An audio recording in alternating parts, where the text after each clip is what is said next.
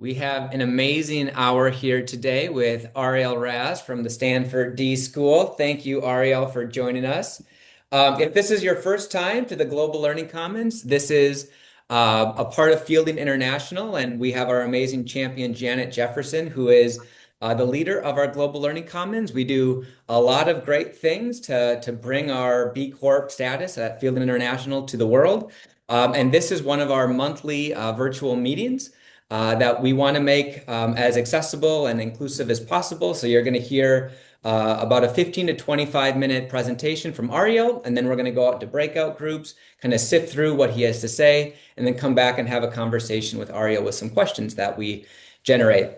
So before we get into it, I just wanted to share, I was poking around the Stanford D-school website, and I've been a kind of a fanboy of Stanford D-school for a while, and I found this on the public library that they have. It says, to be a designer is to be a steward of possibility. We search for outcomes that do not yet exist, and in doing so, we deep dive into the unexpected and unknown.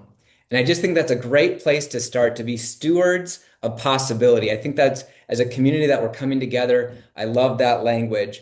And if you haven't had a chance to kind of peruse what Stanford D-school has just publicly available, they actually have three public libraries on their website. They have the K-12 Futures Library, where they have great activities. Like I was doing a kind of a search around activities, and they have like Portrait of a Descendant and Tour from the Future and a world building game. It's really cool. They also have a design question library. And maybe my favorite is Library of Ambiguity. So maybe we'll hear from Ariel about those things today. But here is the introduction for Ariel. Ariel describes himself as a designer, an educator, and a hummus enthusiast living in Oakland.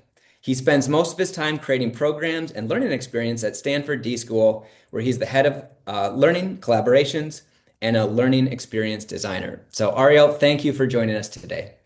Thank you for that intro, Nathan, and thank you for reading my short intro, not the long intro, which I always get a little embarrassed when it drags on. Um, it's a pleasure to be here. Thanks for taking an hour out of your day to come and engage in conversation about design and education and learning, things that I am very passionate about, and I hope you are passionate about as well. I've prepared some slides to kind of get the story going. And I hope these will be helpful for you. I see people here who are coming from education contexts, from architects. I try to include some stuff that's introductory and some things that are a little bit deeper. So I see there's a learning design studio is in the mix. You probably could be giving this presentation yourself on some level, but I do welcome the opportunity to go into deeper places once we come back from the breakout rooms and having conversations about questions or matters that are concerns within your own world and your own work. So with that being said, before I get going, actually, I will say that I was a big part of one of those libraries, the K-12 Futures Library, and like the Good Ancestor activity and the Tour from the Future. There could be a whole other presentation about that project, which was quite interesting. So I'm happy to talk about that as well during the kind of the Q&A time. But we spent a lot of time over the last few years kind of thinking about the future and what it means to design with a more long-term perspective. That was born out of the pandemic, but then we tried to extend it past the pandemic because we felt like we are living in a state of greater uncertainty. And that means certain things for educators and schools and how we do what we do every day. So anyway, I can talk a little bit more about that and kind of share the resources. Okay, so the D-school is kind of like a difficult place to peg in a lot of ways. I mean, we're famous for popularizing a methodology called design thinking or human-centered design. You can, if you have three circles, you can kind of think of like creativity is like the big circle, right? And it includes a whole host of human activities, right? Creating things, creating processes. There's design thinking, which is like what kind of strategies do you deploy in the service of a type of creativity? And then there's human-centered design, which is a little bit smaller, where it's that type of methodology applied to human concerns. And that's where the D-school kind of started, but it extended its methodology and its strategies into all of these different ways. And I was trying to define it simply as I was preparing for this call. And I think one thing that is worth saying is that what we try and do is find practical ways to bring innovation and creativity to a larger audience, right? Like there's a lot in the academy, especially. I'm at Stanford University, it's on the slide, it's part of the academy. There's a lot that happens there which is theoretical. And we're trying to be kind of a bridge from those theoretical ideas, especially where innovation and creativity are concerned, and to bring them practically into sectors. So you can do things in your context that yield results, results that you perhaps would want. So, like an example of this that I should have here is like there's a simple question that I think people often come to us wanting answered, which is where do good ideas come from, right? I want to have good ideas. I want to be able to implement those good ideas. Where do they come from? How do I do that? And then when we do that, we often, when they come to this question, we'll actually help them reframe that. And like a better question is not where do good ideas come from? It's where do ideas come from? Because what you learn is that having coming up with an idea and having a good idea are actually like distinct processes or distinct activities, I should say. And one of the things that we do in design thinking, and again, here I'm just trying to, at the top, give a really simple practical strategy, is we separate. We separate the process of coming up with an idea, which we call brainstorming or ideation. It can happen kind of in a lot of ways. And the process of selecting or critiquing an idea. And it turns out that when you are critiquing yourself, you're putting on this hat, of good ideas. You're adding kind of a sensor into the mix. I have my own sensor. It's like my dad, right? My dad was always very critical growing up, and like he's in here in my brain somewhere. And again, like the activity of trying to come up with the right idea that'll please either your own sensor or the other person in your room is going to limit you from coming up with ideas. So those are kind of some of the things that we do. On this point, another thing that you can do if you want to have a good idea, or rather, if you want to have more ideas, is to go on a walk. It's just a strategy that works. It's been validated in multiple replicated studies. If you want, if you're looking for an idea, go on a walk. Something about the standing in the movement helps the human brain generate more ideas. That can be in nature or it can be on a treadmill. It doesn't have to be out in the forest. Okay, going over to the D.school, this is, I pulled this from our archives. This is like a cute little picture. Sorry, it's a little fuzzy. This is like 20 years old. This is like our napkin manifesto, for what the D.school is. And what we try to do is prepare future innovators and breakthrough thinkers. The methodology that we used, especially when the D.school was founded, is design thinking. And we inspire interdisciplinary teams, and it goes with this idea of radical collaboration. So radical collaboration is the idea that you work with people you otherwise would not work with, who have different perspectives. The more technical way to think about this is this idea of schema, right? They have different schemas for understanding the world and the problems that exist within it, which means that they can bring more innovative potential to a team. In the university, that looks like students, faculty, and industry coming into the same class on the same team often. In a school, it might look in a particular way. And then we tackle big projects. So our instructional design is always project-based. It's always project-based learning.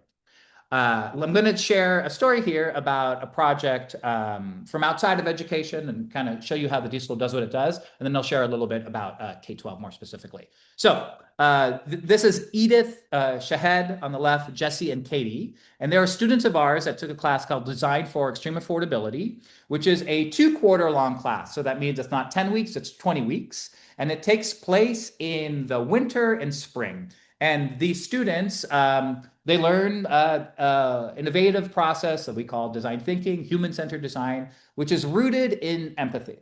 So what we do is we pair them with a project partner in a part of the world that lives under extreme poverty. So I believe that's now defined as less than $2.50 per day. When the time they did this project, it was less than $2 per day. And we paired them with a hospital chain called Narayana Health Hospital, which is in it's in eastern India and in Bangladesh. That hospital was concerned with creating an innovation that had high quality care, low cost, and can be operated at a large scale. Easy, right? So these guys are tasked with that, and they're coming in and they're thinking, okay, well, what are we going to create? Maybe we'll find some inefficiencies that we can optimize. Maybe we can do some process redesign, remove costs. But this is a human-centered design project. So do you think that they're going to, do a bunch of research at Stanford University and come up with ideas? No, they are going to get on a plane and they are going to observe and understand what it looks like in context.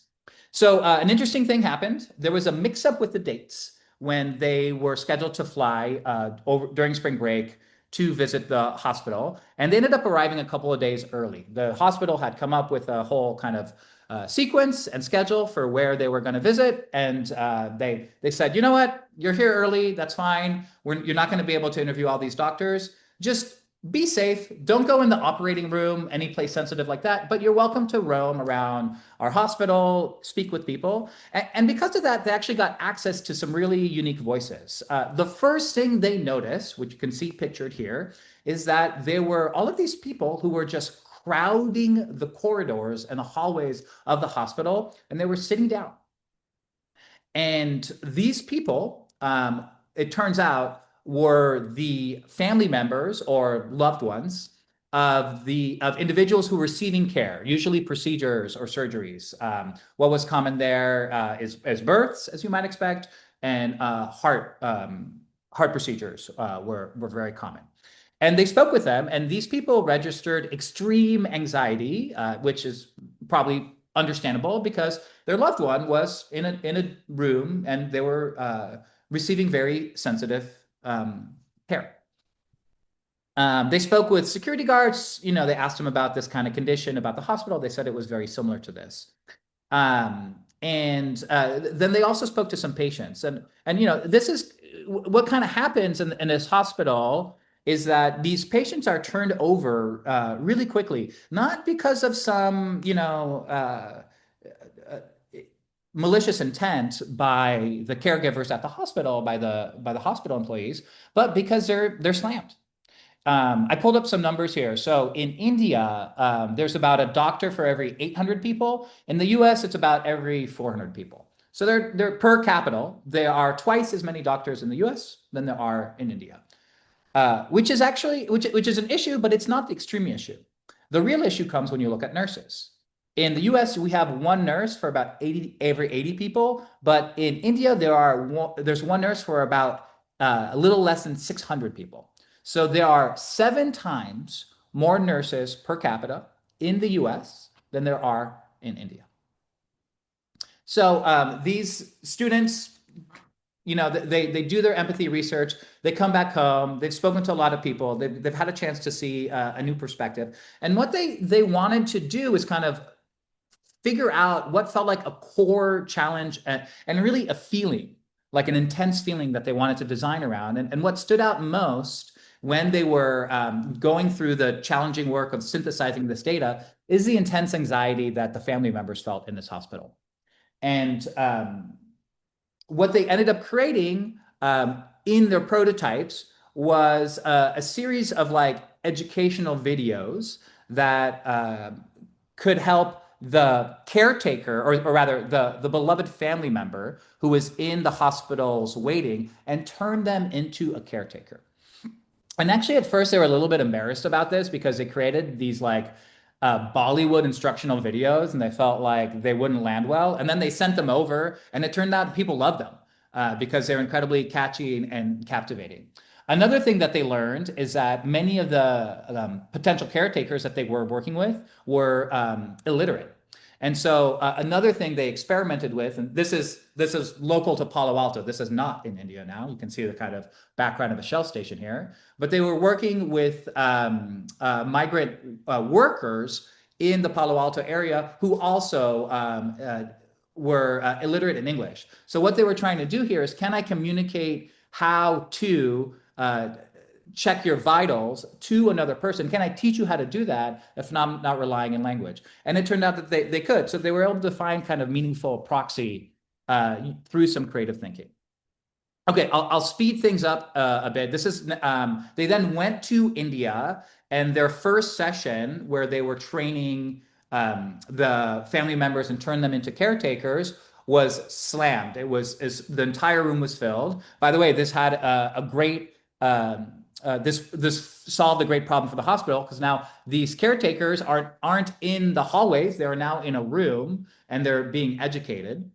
And they learned these kind of simple caregiving strategies that the patient who, when they wake up from heart surgery and are in a anesthetic daze, are unlikely to remember. They're given all the information for how to caretake for them. This organization is now called NeuroHealth.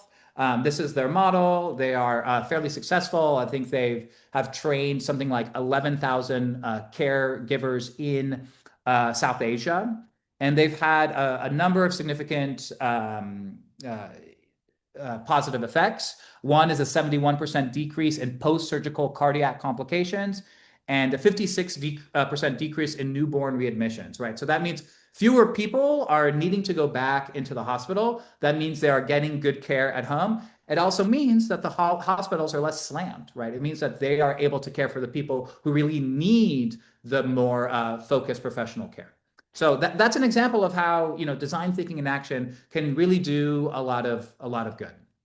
I'll speak briefly here about a program that is more school-based, since that's kind of the thing that we have together. And we ran a program for a while called School Retool, which brought these kind of same design thinking strategies to life with a focus in K-12 schools. The basic idea is that to ask kind of what do designers do?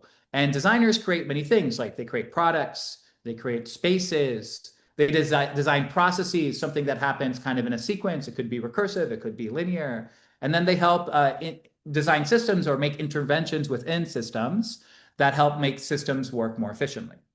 What School Retool said is like, well, educators do the same thing. They design products. Those products might look like worksheets. They might look like manipulatives. They might look like classroom tools, but they design products as well.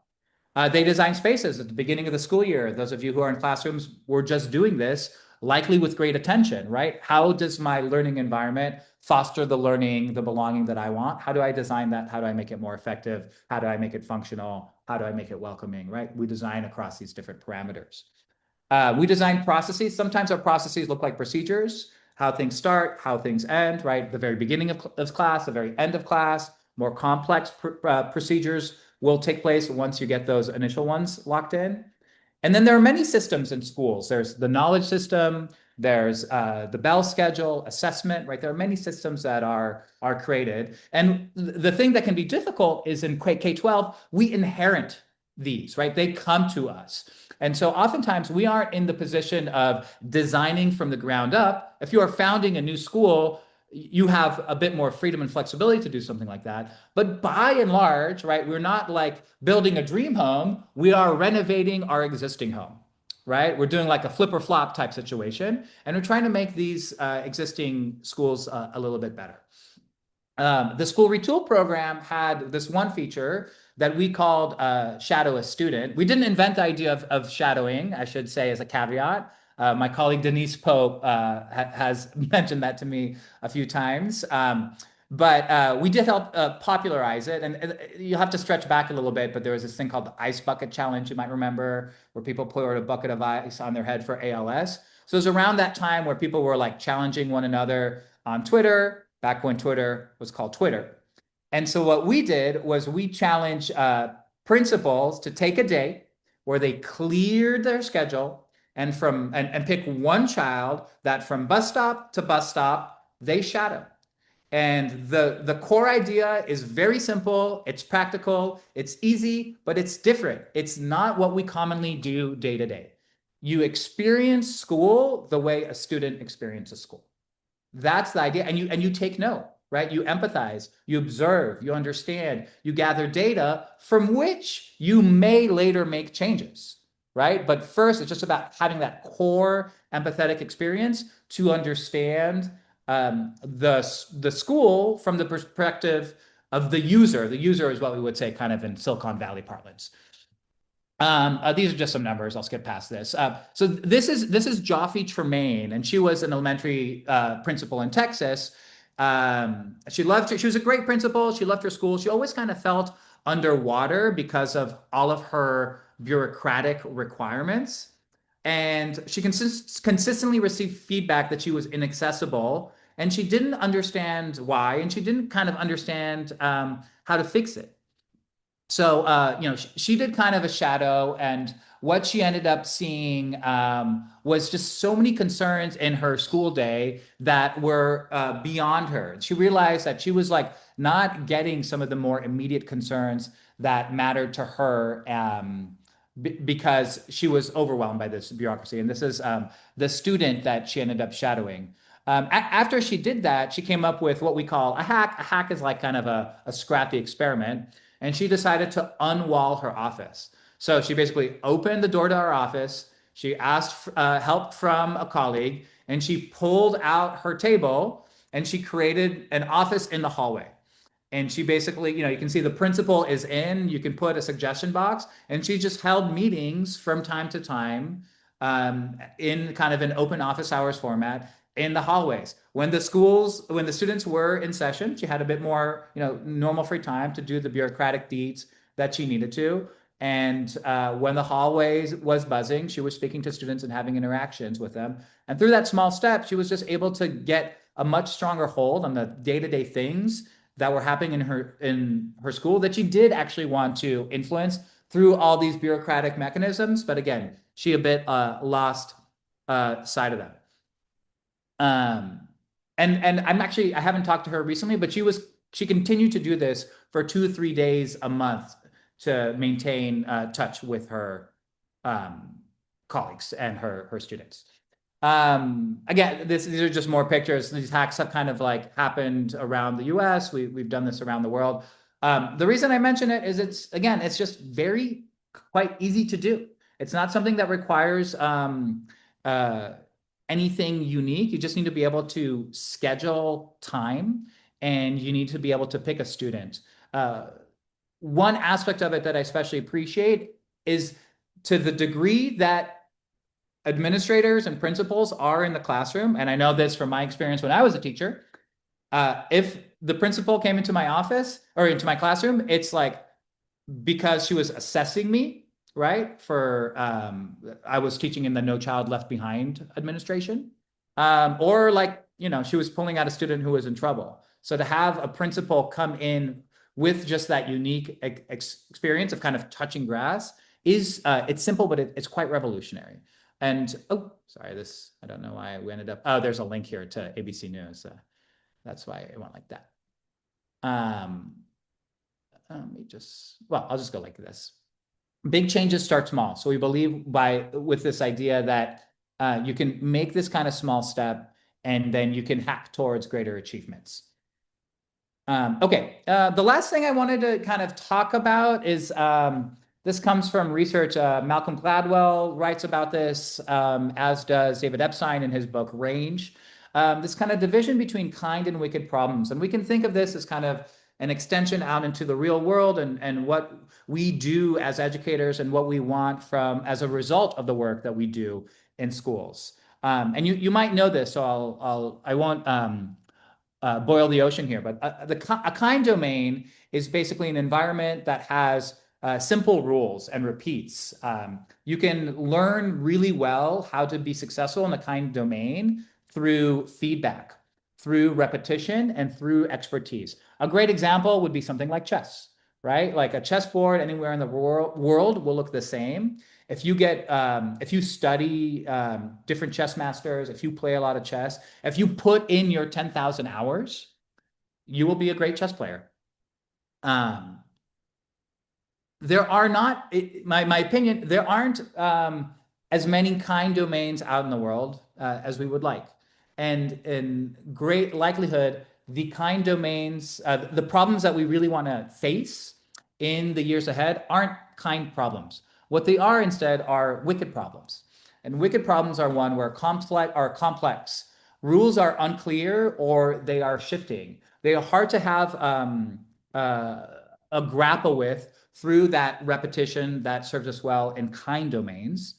And they require an adaptive, creative, and iterative approach, as there's no kind of objective right or wrong answer. And solutions often involve meaningful managing systems and learning to adapt to constant change. So, what I try and think about is like, what kind of problems are we setting up our students to solve? Are they going to be kind problems or wicked problems? And also, how do we get them from kind problems to wicked problems, right? Because it's not necessarily an either or, but it's more of a continuum that'll allow you to move from something that is fully abstract and complex and volatile and uncertain to one that might be more forgiving and one that might benefit from persistence and repetition. The other thing that can really serve you well in wicked problems is this idea of schema that I mentioned earlier when we were talking about radical collaboration. If you're trying to solve a problem like climate change, right, which you have global policy as a part of climate change, there are technical challenges involving pollution. There's an incentive structure that needs to take place at the individual level, at a group level, at a national level, and at a global level. That's really complex stuff, right? To kind of say something that is stupid simple. It's going to require you to have an approach which is much more dynamic, and it's going to bring in expertise from different areas to help tackle these problems. So if you were trying to assemble a task force, you might not be well served by bringing in a bunch of climate change scientists to solve the problem, right? You might want some people with that deep expertise in that problem area, but you might want somebody who is an expert in unique policy. You might somebody who is an anthropologist, right? You need different schemas to tackle these complex problems. Okay, I have more slides, but well, I'll just say this last thing. One of the things that I think is interesting about the D-School is we educate innovators, but we also try to innovate education itself. And we have some instructional methods that I think are pretty cool, but I've gone over my 25 minutes already. So maybe I'll stop sharing here and kick it over to my colleagues at Fielding. You're right at 25 minutes, so well done, Ariel. So right now, what we're going to do is Janet's going to set up small group breakouts, and we're going to have you do a task. If you want to introduce yourself, do a quick round of intros. But what we want you to do, unpack what you heard from Ariel, but we want you to come back with a single question from your group that you want to ask Ariel when we return. And that will kickstart a conversation that we'll have with him. So we're going to have about 12 minutes. We'll be back at about 40 after the hour or 22 the next to come up with your question that you want to ask Ariel when you return. All right. Welcome back, everyone. Sounds like we have some jams from Ariel. Thanks for taking part of those conversations. This part, if we have each group want to put their conversation starter, their question starter in the chat, and then Ariel, if you want to choose that you want to begin with, and we can just kind of begin a conversation from there. This last part's meant to be pretty informal, so if you want to come off mute, chime in, ask another follow-up clarifying question, feel free to do so. But let's start by putting our questions in the chat, and Ariel, you can take it from there. So I know my group, we have one in the group already. Mike asks, how do we mine for the seed of the need for transformation, and then how do we nurture these messy beginnings through iteration into scalable, authentic practices that honor what we know about great learning and avoid the challenge of trends? That's a great question. We have a couple more there, but Ariel, I'm going to let you kind of take it from here and go the direction that you want to take it. I will try to disaggregate the parts of Mike's question because there's a lot there. It's very rich. It's a great question. It's one thing that strikes me is that we're often kind of chasing new shiny objects in education, and you don't have to look back particularly far to see the folly of that. I mean, there's a famous example of LA Unified School District buying iPads for every student that were kind of locked. And then, of course, the students figured out how to unlock them and, break kind of past the security barriers. And that was a failed experiment. There was a time not too long ago when we talked about how, well, we were so excited by the potential of $100 Chromebooks, and we thought that if only once every student in the world had a Chromebook, education would be revolutionized, transformed, and improved, and that did not become the case. And then, I'll just venture a wager and say we might end up with a similar dynamic in our current moment with AI. So I think that, I mean, I used to be I'm a big film nerd. There's this kind of like quote from Touch of Evil. It's so old, it's new. Like a lot of good education practices aren't necessarily like what's new. You do want to maintain some hold and continuity to the moment. And you want one, especially if you're a private school, for a perception issue. And two, you don't want to, for students to kind of miss something and not, be as well equipped as you would like for them to be in higher ed or the world. But I think, the stuff that comes out of research and the stuff that we know about, good education, it's not really about, the thing that you hold. It's more about your hands, your mind, your body, and how you use those skills. Um, Mike, is there something behind the question that you want to give voice to? Or, does that feel like I answered it perfectly and you couldn't It was offer a any? perfect answer. Our team had a lot of different interests, and we used a variety of technological tools to synthesize all of our questions into one big messy question. And this is what we came up with. But I also think that there was an interest in understanding D.school's innovative new approaches to education, which was one of the things that was particularly interesting to our team as well, related to that question. Yeah, those are kind of those slides that I didn't get to. So I'll just run through those. It'll take me like 2 minutes. It'll be super quick. And then we'll get to the question. So, I mean, one of the things that's really simple about the D school is that it's highly experiential. So it's usually like we tell you about a thing, you go and do the thing, you come back and we talk about the thing that you just did, and we draw out the learning from that. I mean, and that's, it's like John Dewey, like learning happens when we reflect on experience. I mean, that stuff, again, that's an old school researcher, right? That's not something that's kind of newfangled and new.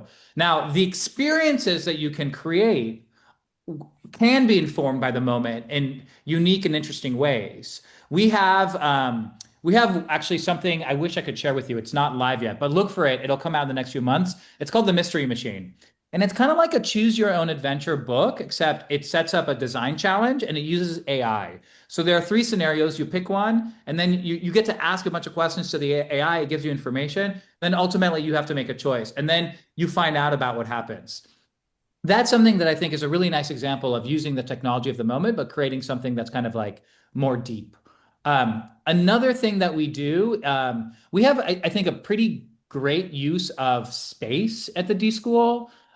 This is Studio 2. This back wall was just painted peach, but otherwise it looks the same. And the thing that is not obvious is that, like, when you come into the classroom, all of this furniture is at the wall. You can see the chairs over on the right. That's kind of the normal state of things with all of these high top tables and these stools. And then instructors have to come in and set the environment based on what they're teaching. So it's using space as this lever in instructional design, or I should say instructional facilitation. So I have another example of this in our atrium. So this is the way that our atrium looks like normally, except for when we have an event, it might look like this, or when we do a workshop, it might look like this.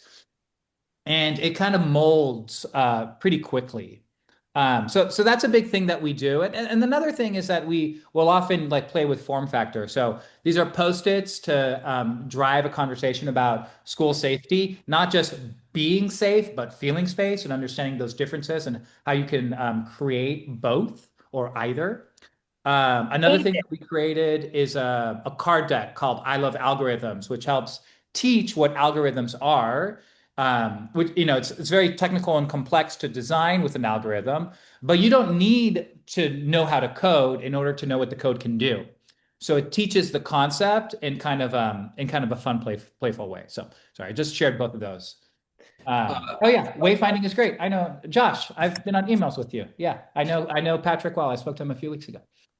Folks, there's several questions in the chat. If there's one that you're really wanting to uplift, go ahead and give a thumbs up or a heart or somehow indicate to Ariel that that's top of mind. I know one that just came in that's received a couple. Sarah Melton asked, we also wondered about revival of school retool. Any plans for that? Man, I wish I like that we don't quite have a great hold of that program. It was a collaboration with IDEO. Hmm. And the thing that we don't do well, if I'm honest, I hope it's well, this is a recorded call. We, our special sauce is not in like scaling project ideas. It's in like catalyzing and incubating them. And then if they're gonna live, they're better off somewhere else in the real world. Hmm. And I think that's a good thing because there are a lot of organizations that scale well. It's just not where we focus our energy. We're more idea and kind of like the inception and using prototyping as a strategy to develop the right or sort of knowing what the right form of it. But then when it's ready to become like public, it belongs in a different home. And so that, for example, is what happened with Project Wayfinder. It was catalyzed at the D.school, and now it's its own organization that has grown very healthily. Yeah. Ariel, right now the highest upvoted question is from Bonnie Jones. She asks, how do we involve the children in human-centered design to meet the overarching mission of education where all children are successful learners instead of doing things to kids and moving on to the next standard? And I got another vote as you were reading it. Um, Such a great question, so deep. Look, so one thing is to start looking and to see. We already see like kids, young people through our eyes, and there's an advantage to that, and there are good things there. I don't mean to say that we should discard that entirely, but we also need to see things from their perspective. With young kids, that could be like literally at their level, right? Getting down low. And it also means like trying to really get inside their head, see behind their eyes and understand what it is that is of concern to them, how they perceive things. There have been some great examples of this recently. Some of you, perhaps all of you, have read From 10 to 25 or have heard of this book by David Yeager. He's a Stanford grad, but he's at UT Austin. And he was Carol Dweck's student, so the growth mindset psychologist. So in that book, he talks about how we have kind of a misunderstanding of puberty. We used to think about it as there was, I'm not a evolutionary psychologist, so won't have these terms perfect. But we used to think that there was this sort of uh, defect. There was a neurobiological defect in kind of teenagers that they were like adults, but just not yet. And so we were just kind of waiting to kind of iron out the defects in their development. And what he said is like what happens as you approach the age of 10, not all people experience the same puberty, but around 10, you go from paying attention to your parent as this kind of like concern for safety to paying attention to your peer group. And that because of that, you are incredibly sensitive to status and respect, which we are all concerned with, but even more so, right? So you are now tasked with the survival from an evolutionary perspective of your peer group. You're paying attention to the next generation, which are the people around you. And so if your status is lowered vis-a-vis your peer group, that is like a social suicide. Or if you are disrespected from somebody within, or even worse, an adult from outside of your peer group, you react to that negatively. Now, that's not something that I really appreciate this because it informs how most of the young people that we teach in schools experience the world, but we might not get that out of an empathy interview, right? It has this like neurobiological, hormone-driven component. And then when we take that into account, we can start to see how we might, create adaptations in the way that we communicate, in the way that we design incentives to help bring them along. One of the things that David Yeager did, and there's a great article about this from like 2010, maybe, in the New York Times by Paul Tuff. It's called "Who Gets to Graduate?" Who Gets to Graduate? I'm pretty sure it's publicly available. in it, they talk about an initiative at UT Austin. The UT system is unique because if you are, I'm not sure the percentage, let's say the top 10% or top 25% of your graduating class in high school, you are automatically granted enrollment in a UT campus.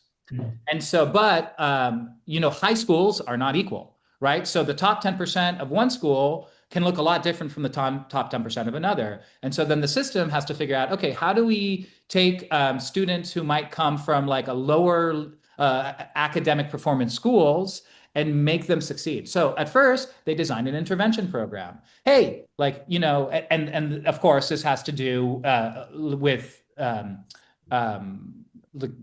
wealth, status, your immigration status, right? A lot of these are kind of like poor immigrant students who succeeded in school but don't have the same kind of support system to make it through college. So they say like, hey, why don't, we know that you come from a disadvantaged group. This is basically what they were communicating, not explicitly. And we designed this kind of like this support group for you to make sure that you can graduate. That didn't really work. It didn't work very much at all. And because what it did is it triggered the same stereotype threat that suggests that they are academically low performing. What he then did in the subsequent years, and I think this is where the idea for this book came from, because this research is a bit older, is he reimagined it as a leadership fellowship. So like, hey, you are young leaders. We're giving you all of these like leadership support systems because we know you're going to do amazing things and you're going to do incredibly well once you're out in the world. And then they saw that their college graduation levels started to really budge. So I think that's not kind of a expansive answer to your question, Bonnie. It's more of a specific one. But I think that there's a lot to do if we can combine what we know from kind of like an adult scientific perspective with what we see when we really step inside the eyes of the young people, and we need to really balance those things. And I think a mistake that people often make when they come out of programs that we do at the D.school is that they're like empathy comes out so strong. They're like, wow, I just need to be super empathetic, and that's true. It really helps, but it's not the only thing that gets you there. If you ask students at your high school, from a kind, empathetic perspective, whether we should have a cell phone policy that eliminates cell phone in schools, they might say no, right? And we know, or I think we know, a lot of us agree that cell phones aren't so great for learning in schools, right? And you can read The Anxious Generation if you want more evidence about that. So there does need to be kind of a marriage about of these two things in order to, I think, really move the needle. Ariel, I'm going to have Mike take us home here in a minute, but I have one final question. That is, if you could send folks to like one D-School resource, maybe it's the Spotify D-School active playlist, which is awesome, but maybe it's one of the libraries, or an activity that you have. What is like one or two things that you would love people to take a next step to go deeper, especially if they're thinking about designing schools or innovating education? There's a lot. I mean, I'll say two. I mean, go into the Futures Library because you mentioned it at the beginning, Nathan, and I had a hand in that. And that's really, we created a learning framework that we call 5 approaches for futures thinking that you can take one or two or all 5 of those. And it hopefully gives you a longer view within which you can step out of the crisis of the moment and think about what it is that we're doing and then how you might move towards something that is ambitious, inspirational, meaningful 10 years out. And just having that long-term view really helps you move out of the immediate technical. The other thing that I would recommend, which is not like explicitly an educator resource, but has very significant and meaningful implications, is the book Make Space, published by Scott Widoff and Scott Dorley, which is basically like all these case studies about how the D-School itself was built, which has tons of handy frameworks as well as like actual artifacts, tables, and chairs that you can build in your school. Sorry, just the third one. Let me see if I don't have it on my bookshelf because I probably gave my copy away. We wrote a great our executive director, Sarah Stein Greenberg, she published a collection of like d.school instructional activities called Creative Acts for Curious People. It's a great book. There are 99 of them. You can just kind of like open up, put a finger on it and find an activity, or you could read it from start to finish. But if you're just looking for different ways to engage in a creative practice, that one is like totally fabulous. Sweet. Well, Ariel, thank you so much. Really appreciate you bringing your knowledge and wisdom and expertise in this area. And Mike, take us home. Thanks. I just want to take a moment and to thank you, Ariel, for your time. And we appreciate all the resources and expertise that comes out of the D-School, certainly things that we leverage in our practice and with the schools that we work with. And I think that sentiment is echoed amongst many of the people on this call today. Thank you all for joining our GLC. We've got a great session coming up in just a few weeks with Brett Maiden from ASU. I'm talking about how schools are organizing differently. And we just encourage everyone, Fielding and many of the other partners on the call, What School Can Be, D-School, we're always looking to collaborate and work alongside brilliant creative thinkers like all of you, whether it's reimagining what school can be or helping schools actually implement to the point of designing both products and systems that can actually help transform teaching and learning. We're here to do that with all of you. So Can I say reach out. one thing? Sorry. Yeah.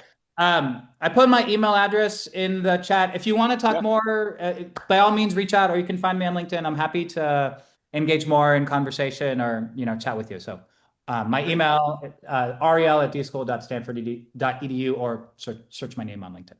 Sorry. And that's an incredible resource amongst the others that have already been shared. So thank you all for your time. And we look forward to hopefully seeing many of you again at our next Global Learning Commons session, and ideally in projects together, working to make teaching and learning better for kids. Thank you very much.